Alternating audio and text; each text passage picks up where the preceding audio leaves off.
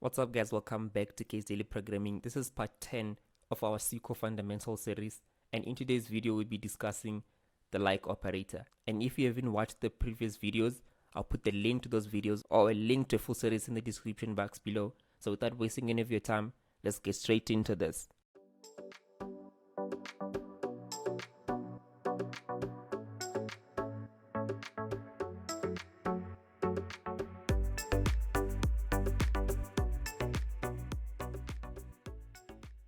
The like operator is used in a word class to search for a specific pattern in a column.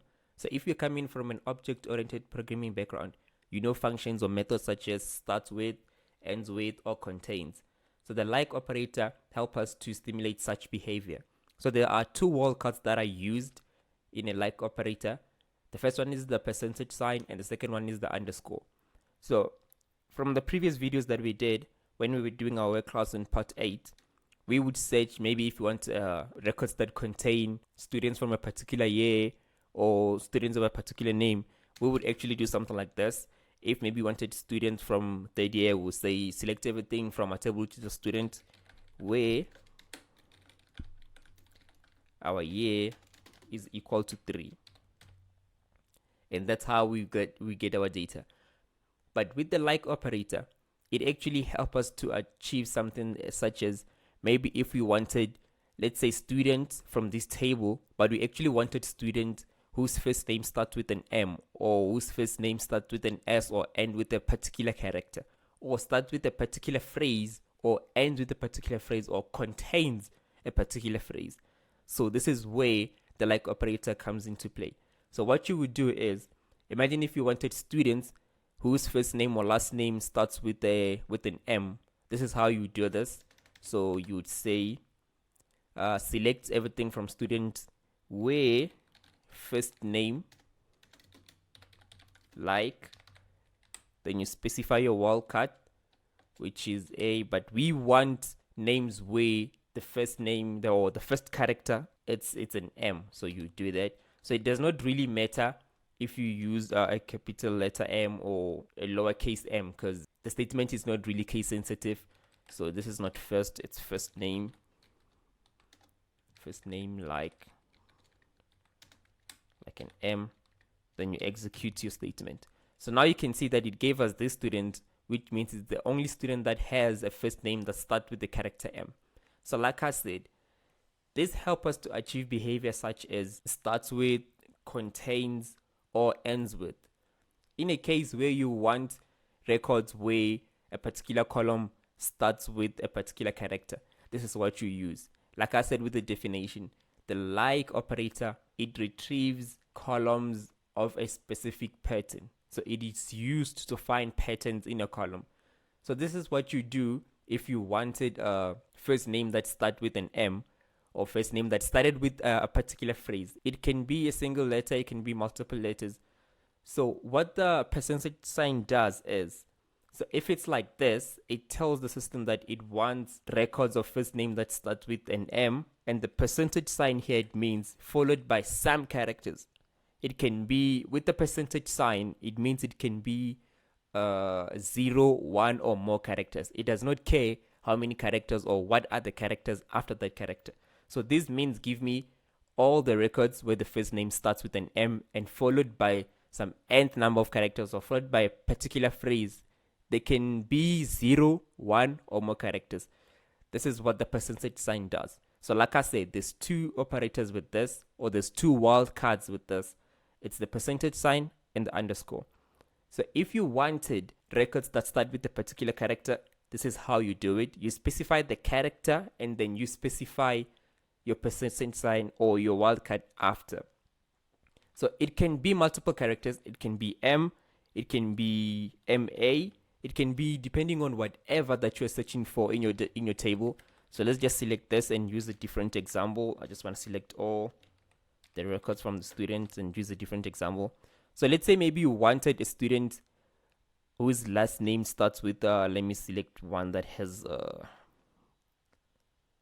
let's not do S K. Okay, let's say maybe you wanted student where last name starts with a K. So this is what you do. You specify your character, then you specify your wildcard. And then if you execute, you can only see that I got these 2 students where the last name actually starts with a K. So it can be a single character that you're searching for. It can be multiple characters. It depends on your criteria at that moment in time. So the percentage sign can also help you find records where the last name or the first name ends with a particular character. This example is for columns that start with a particular character. But if you wanted columns that end with a particular character, you would have to switch it around. And this is what you do. Let me just select the students. So if you wanted students with first name that ended with a particular character, this is what you do. So instead of specifying the character that you're searching for in your wildcard, you actually start with your wildcard and then you give it the character that you want at the end. And now you can see that I have no student with the last name that ends with an A. Let's just try a first name. And then I have these 2 students with the first name where the last character, it's an A. Same as the first character, or same as starts with, you can actually specify multiple characters at the end. You can actually do something like this. Let's say it ends with an LA. And now I'm only getting this record because it's the only record that ends with the character LA. So to give you guys a better example of how this works. So think of it like this. Let me comment this out and say K. So how the percentage sign work is with the operator of starts with or ends with. This is how it works. So if you want a particular pattern that starts with K, you put your percentage sign here. And what it does is it will go through each and every column and see, do I have a column that starts with this? And regardless of whatever it's at the end or after the phrase. So whatever that comes after K, it does not care as long as if it gets the columns that start with the specified characters. So this is how you use a start with. So when it comes to characters that end with, so what it does is, so let's say K is at the end. So it goes and searches, do I have columns that end with the specified character, regardless of what it's at the start or at the front of your phrase, and it gives you back those columns. This is how you use the starts with or ends with. So you can also use what we call contains. So what contains does is it goes through your columns that you specified in your word class and see, does that column actually contain the specified characters? So for an example, when you use a contain, you have to use the 2 characters combined. So you put the percentage sign at the start and you put the percentage sign at the end. So what it actually means is it contains something like this. So if I were to search this or I were to execute this, you can actually see that it gave me first names where first names get the character of LA. And you can see this is LA. So it actually searches the whole string or the whole column. It does not matter if the string is at the end or the characters are at the end or at the front or in the middle. It will actually get you whatever columns that contain the specified string somewhere in the value. It does not matter if it's in the front or it's at the end. So to give a better example, I can just cancel that A and specify the L alone. So now you can see that it gave me the first name because it has the character L here, and it gave me this because it has the L at the end, and also gave me this one. So you can actually do this with last names as well. So let's just search for a last name where we have an A in our last name, and you can actually see that it has these last names because the first one has an A as the second character, the second one also has an A as the second character, the third, and the fourth. So this is how you use your percentage sign as your wildcard. So moving on to the next one, it's our underscore. So the underscore, it actually describes a single character. Unlike your percentage sign, it represents 0, 1, or multiple characters. So if you're searching for something like this, with the percentage sign, it actually means give me all the records that start with A, followed by some characters. It can be followed by 0, 1, or more characters. But with the percentage sign, it actually means one character. One, sorry, with underscore, it actually means one character.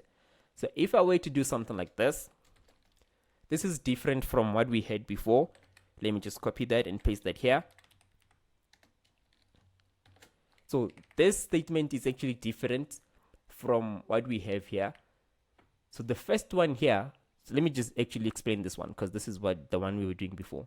This one means give me everything where the first name where the first name actually starts with the character A and followed by some characters or some phrase. This one actually means give me everything from student where the last name actually starts with A and has a particular character after A. And this means that the length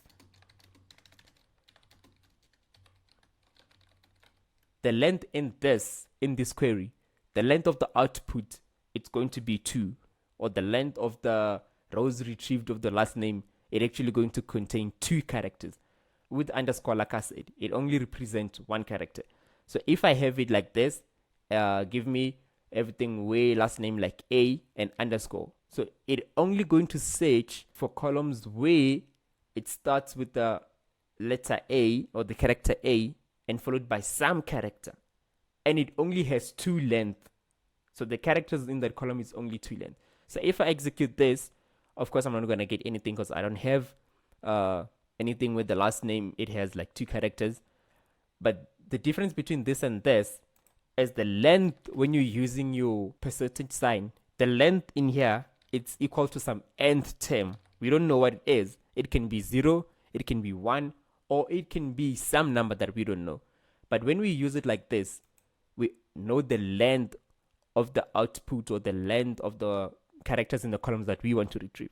So for an example, let me search for a first name that begins with the letter B, and it has some character and some character, and it has an L in there and some character and a T. So if you look at here, I have 2 underscores. So let me just separate that to make that easy. So I have 2 underscores. So this means that give me everything from students where last name starts with the letter B and it has some character and then followed by some character and followed by these 3 characters. So let me just cancel that. So I just want you to get to see that it's actually 2 underscores there. So what this does, it actually look for last names where the last name starts with the letter B and has some 2 characters between, or has some 2 characters after the character B, followed by these 3 characters. So if I execute this, I won't get anything because I don't have first name that matches that criteria. But if I were to search for a first name,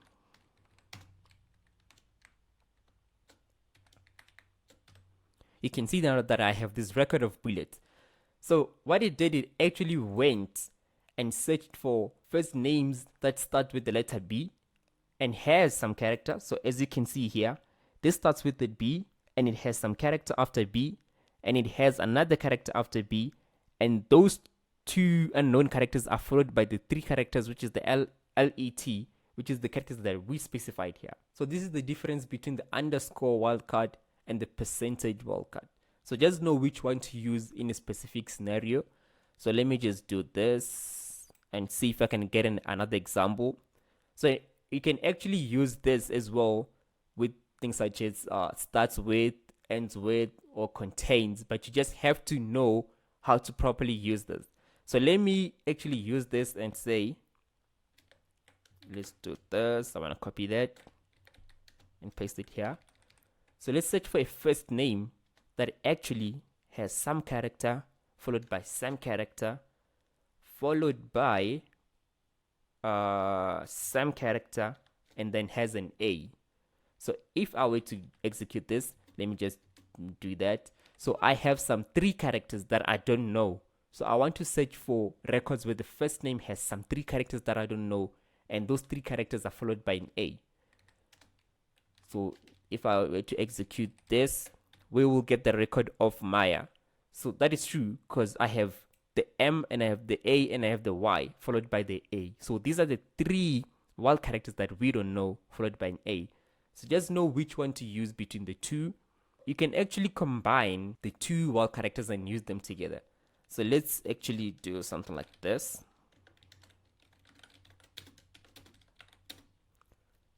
Let's select our students.